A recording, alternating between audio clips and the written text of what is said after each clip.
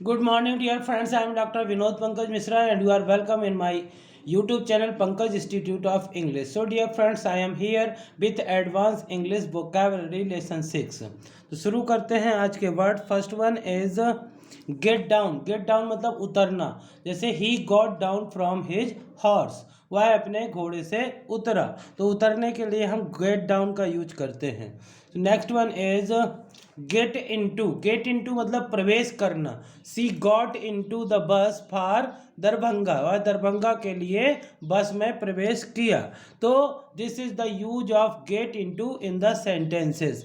Next one is get off. Get off मतलब रेलगाड़ी आदि से उतरना. I am getting off the train at the next station. मैं अगले स्टेशन पर ट्रेन से उतर रहा हूँ. या get off, do not stand or walk on the grass. So this is the use of get off. Next one is get on. Get on मतलब चढ़ना. He got on his bicycle or the horse. जब हम टांग फैला करके या किसी चीज़ के ऊपर बैठते हैं तो वहाँ पर गेट ऑन का यूज करते हैं, जैसे साइकिल पे या घोड़े पे. तो he got on his bicycle or the horse. So this is the use of get on in sentences. Next one is get out. Get out मतलब बाहर निकलना. जैसे एग्जाम्पल में बोलते हैं गेट आउट, चले जाओ. या द सीक्रेट गॉट आउट, जो रहस्य था वो बाहर निकल गया, पता चल गया. या the lion got out of its cage, जो लॉयन था वो अपने पिंजरे से बाहर निकल गया. So these are the three example of get out in sentences. So this is the use of get out. Next one is go away. Go away मतलब चला जाना, चले जाना. प्लीज़ गो अवे, कृपया चले जाइए. I can't work unless I am alone. मैं जब तक अकेला नहीं होता हूँ तब तक कार्य नहीं कर पाता हूँ. सो this is the use of go away in sentences. Next one is give away. Give away मतलब होता है रास्ता देना. गिव अवे मतलब रास्ता देना. जैसे give away to the traffic coming in from the right. Give away to the traffic coming in from the right, यानी कि जो राइट साइड से जो ट्रैफिक आ रही है उसके लिए रास्ता दीजिए. सो this is the use of give away in sentences. Now next one is go back. Go back मतलब लौटना. He handed over the letter to me and bent back immediately. Go का जो सेकंड फॉर्म पास्ट टेंस होता है वो bent होता है. तो he handed over the letter, उसने हाथ में पत्र सौंपा, मुझे पत्र दिया.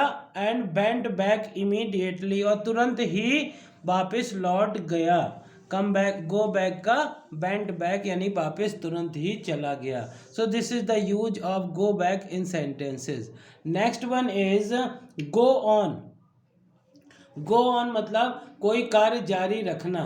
कोई कार्य जारी रखना, गो ऑन. जैसे please go on playing, I like it. कृपया खेल जारी रखिए, मुझे ये अच्छा लगता है. आई लाइक इट, मुझे ये पसंद है. So this is the use of go on in your sentences. Now next one is go into.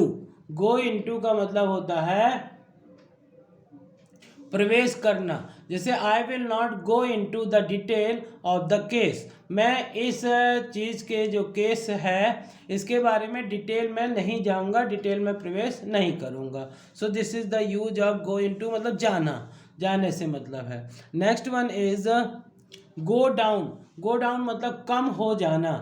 कम हो जाना, कम हो जाना. The price of eggs has gone down due to the corona disease.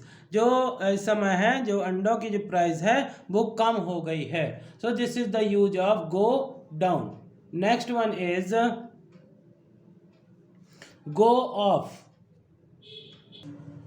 Go off बिना किसी से कहीं कहे चले जाना. He has gone off to the Madras with his neighbour's wife. वह बिना बताए किसी से मद्रास चला गया पड़ोसी की वाइफ के साथ. So this is the use of go off. Next one is go out. Go out मतलब बाहर जाना या बुझ जाना। She had dressed to go out, वह बाहर जाने के लिए उसने कपड़े पहने। या the fire has gone out, आग जो है वो बुझ चुकी है या बुझ गई है। So this is the use of go out. Next one is go up. Go up मतलब बढ़ना। The prices are going up fast, जो प्राइजेज हैं, prices are going up fast, जो कीमतें हैं हर चीज़ की वो बढ़ती जा रही हैं और बढ़ रही हैं, तेज़ी से बढ़ रही हैं। This is the use of go up. Next one is go through, यानी कि सावधानी से जांच कर लेना। Let us go through the argument again, हमको फिर से इस बात पे सावधानी से जांच कर लेनी चाहिए। The book went through 10 edition, जो किताब है वो सावधानी से इसके 10 एडिशन हो चुके हैं। So this is the use of go through. Now so thank you for watching this video. Please like, share and subscribe to my channel dear friends.